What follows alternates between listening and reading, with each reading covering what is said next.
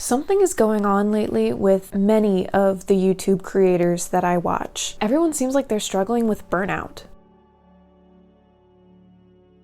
So I can't speak to other platforms, but at least here on YouTube over the last 6 months or so, I've noticed so many of the creators that I watch and enjoy struggling with burnout. I've just seen so many of them talk about feeling like either they're in, I think someone called it like a flop era, where the stuff that they want to make, that they're enjoying making, just isn't performing very well, or feeling like they need to shift directions a little bit in the content that they make because what they've been doing just isn't fulfilling anymore. And specifically within the last couple weeks, there are 2 creators that have spoken directly to this issue, which kind of inspired me to hop on this bandwagon as well. Kathleen Illustrated, if you don't watch her channel, you should. She's delightful. She made a video that was, I think she called it like a burnout self-care vlog or something, just allowing herself to kind of take a break from the weekly churning out of content and just engaging with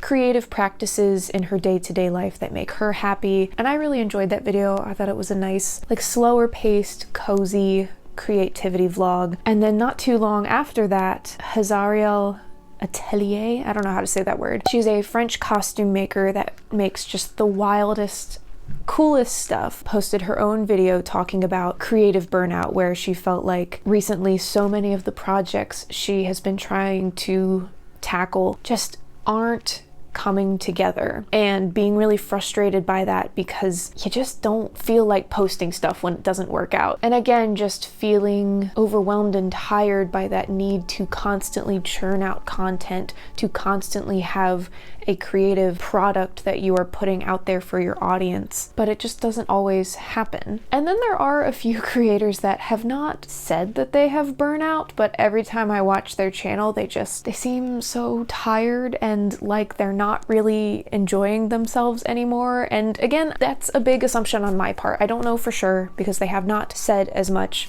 which is why I'm not naming any names here. But all around, from so many of these creative people that I admire and enjoy their work, there's just a sense of frustration with the constant uphill battle that is content creation on a platform that rewards consistency and frequency of posting, and it just isn't always compatible with creative output. Creativity like that is just not something that you can have on tap. It's not something that you can just wring an idea out of whenever you need to. It is something that you need to care for and give it space to breathe. I think the reason the 2 videos that I mentioned in part 1 and just the general sentiments of the other YouTubers that I watch have resonated with me so much is just I'm kind of in the same space. I feel like I've been on a bit of a losing streak lately with this channel, not in views or engagement necessarily. Those will just fluctuate throughout the year, especially as we move into the warmer months and people just are outside more. So not necessarily with metrics for this channel, but just feeling like so much that I have tried to undertake the past couple months just isn't coming together. And I really started to feel this way at the beginning of May. So I strategically took off the first week of May. That was on purpose. Just for my own sanity. I think it's good to take a week off here and there, just for that, just for a break. But then the following week, I started working on another thrift flip video, and it just was not coming together. One of the items turned out really good, like better than I thought it would, but then the other 3, I don't know, at some point I just realized I did not have enough time to get it done that week without either rushing or severely depriving myself of sleep, and I'm just not willing to do either of those. And then one of the items totally got screwed up because I was so in my own head. The voice of my inner critic was just so loud on this one item. I kept thinking back to some comments that I've gotten on past sewing videos. For the most part, y'all are so nice and so lovely in the comments and are very encouraging and helpful, but as is the case with, putting content on the internet, there are always those people who just kind of say things in a way that I want to believe they didn't mean to be mean. Just the way that their comments came across felt kind of harsh. Stuff like saying that I needed to fix something that I stated in the video I didn't feel the need to fix. Or, people will point out something that I did wrong that I'm like, yeah, I know. I always point out the things that I do wrong in the video, you know, because that's all just part of the learning process for me. But there's just a certain way that some people phrase things, and it's the minority, but sometimes those are what stick in your head when someone is like, well, you need to do this, or like, you should do XYZ. So that just kept sticking in my head. As I was working on this one thrift flip, it was a knit fabric, and they are not my strong suit at all. And so there was a little bit of wobbliness in the fabric because it stretched as I was sewing it. And honestly, it didn't look that bad. It didn't really bother me, but that negative voice popped up in my head of like, well, someone's gonna comment, you need to fix this because it's still puckering or whatever. And so then trying to fix it, I ended up actually making it worse, to the point where the garment is actually like unwearable now. And that's kind of just disappointing. The funny thing is, like, actually mean comments aren't really that bad. If someone's just like, you're stupid, you're annoying, it's like, okay, but when it's something that really like feeds into my perfectionistic tendencies, it's one thing to have high standards for your work and to try to do things well, but I constantly have to actively try to not be so perfectionistic about my sewing and the things that I make. I just have to force myself to finish things sometimes. Just finish the dang sewing project, just upload the dang video, like just get it done. I think that's why comments like that, where it's like, you should, you ought to, you did this wrong, like, I think that's why those bother me more. Because it's like, no,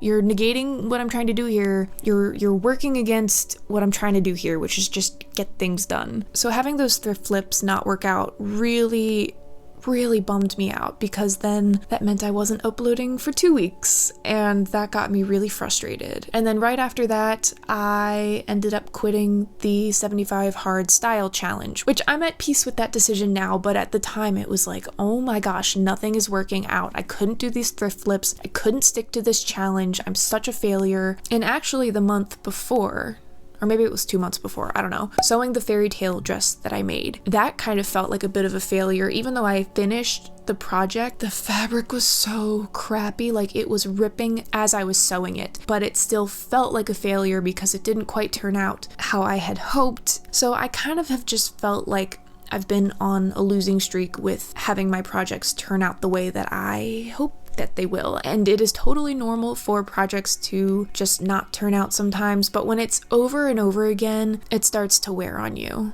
I even started trying to film last week just a little creativity catch-up vlog, like catching up on some creative projects that I haven't finished. I was thinking it would be nice to just do a cozy little sewing and crafting video. So I have all this footage from last week of stuff that I was working on. But then when it came down to it, I couldn't even bring myself to edit it. I just was like, I don't want to. I just really don't want to. And that's kind of been the feeling for the past month or so, is just, I have so many ideas and I have so many things that I would like to do, but I just can't get started. And this week it dawned on me, I think I'm burnt out. But wait a minute, I can't be burnt out. Burnout is for like your full-time job or something bigger and more important. You don't get burnt out from your side hustle, hobby, abomination hybrid. But what else could it be?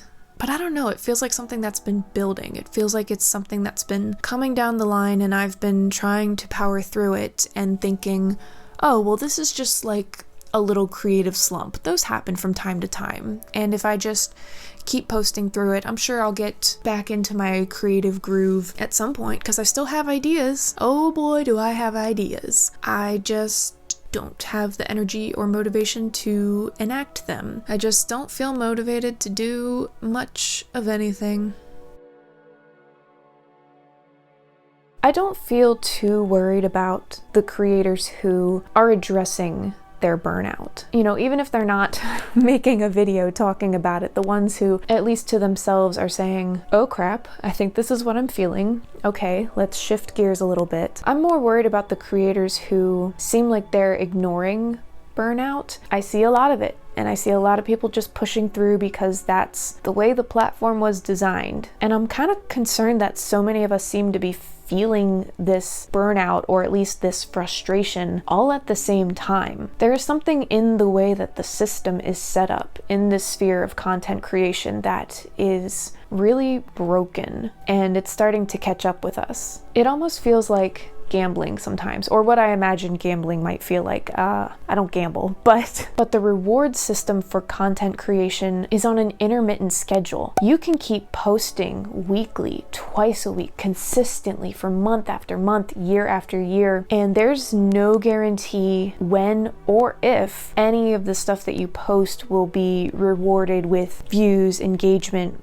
whatever, but it keeps you coming back for more and posting more because you keep thinking, well, maybe this next one, this next video is going to be the one. Because sometimes you do post something and it goes well and it gets more views than average, and so you think, okay, great, I'm on to something, so let me keep posting, but then the next one doesn't do so good and you think, okay, well, that was just a fluke, or that topic just wasn't as popular. Maybe it'll be this next one, keeping you hooked just enough so that you keep uploading. There are for sure things you can do to be more successful on social media, on platforms like YouTube, but they aren't a guarantee. So much of it does come down to chance and audience appetites at that time, or whatever the algorithm is doing at that time, because we don't know what's going on behind the curtain. YouTube is constantly tweaking and playing with their algorithm, so trying to adhere to what we think the algorithm wants and trying to adhere to what we think audiences want, and being in that headspace of, well, maybe the next one, it's just not a good headspace to be in. So what can we do about it? Well,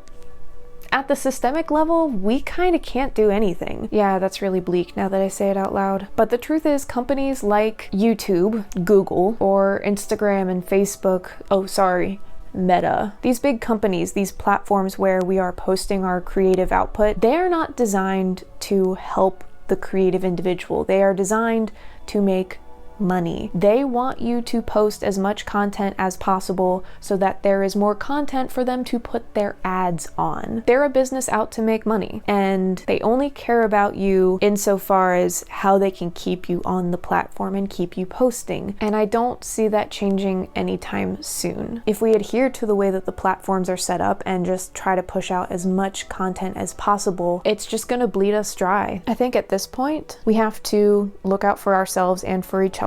If you're a creative individual posting your work online and you just consistently for more than a couple weeks feel like, I don't wanna, I can't bring myself to do it, that might be a sign to take a break or change your approach. If you're close with someone who posts their creative work online and they are expressing those kind of feelings, maybe check in with them. Don't tell them they need to take a break, but just ask them about it. Are you feeling unmotivated to create entirely, or are you just feeling unmotivated to post about it? Maybe it's both. I think for me right now, it's a little bit of both. And unfortunately, I don't have an answer to give you. I can't say, okay, you're creatively burnt out, here's what to do.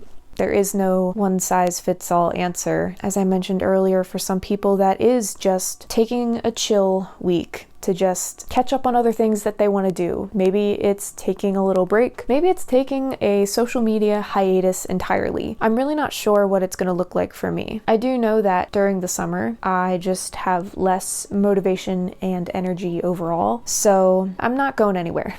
Don't worry, I'm not going anywhere. I don't even think I need to take an extended break from this, but I think I just need to give myself permission to not share projects, to just take a week off here and there if I need to. I think I just need to take the pressure off of myself. It's making me force creativity out of myself in such an unnatural way, and I just don't want to do that anymore. There's just so many creators that I watch that are just tired and burnt out and fed up with content creation. I think that's what it is. I like creating. I love making things, and I like to share those things, but I don't like content creation. I hate the behind the scenes part. So hopefully we can have just a chill summer filled with lots of reading and avoiding the heat and occasionally sharing some creative projects with you guys, but not feeling like I have to. So leave a sun emoji down in the comments if you're still here. Thank you guys for hanging out with me today. Subscribe if you'd like to hang out next time. I don't know when that'll be because I'm taking the pressure off myself to figure that out. So see ya. I know you told your friend you're not okay, and tell me what's wrong and why you never said you felt that way. And guess Guess you're trying to stay strong and fake a smile until I look away. But I've known you too long, it hurts